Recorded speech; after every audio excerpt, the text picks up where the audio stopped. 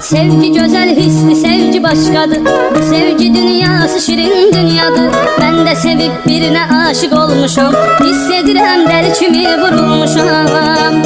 Sevdiğim insan o kadar güzeldi, mənə xoşbəxtlik onunla geldi. Yüreğim bir tek sevibdir onu, ömrümün olsun onunla sonu.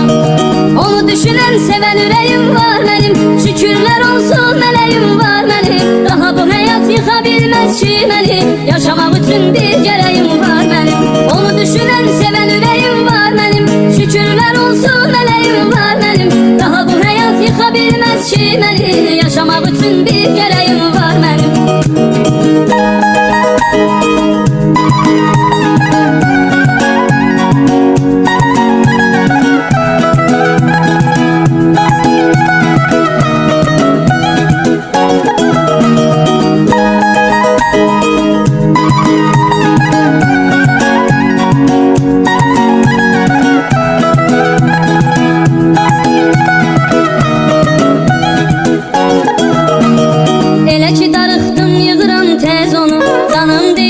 Çatanda telefonu nazımla oynuyor geydime kalıp.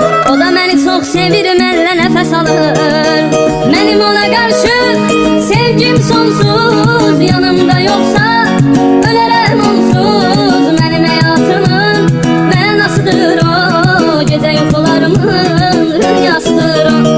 Onu düşünen seven yüreğim var benim, şükürler olsun meleğim var benim. Daha bu hayat yıkabilmez ki beni, yaşamak için bir gereğim var benim. Onu düşünen seven yüreğim var benim, şükürler olsun meleğim var benim. Daha bu hayat yıkabilmez ki beni, yaşamak için bir gereğim var benim.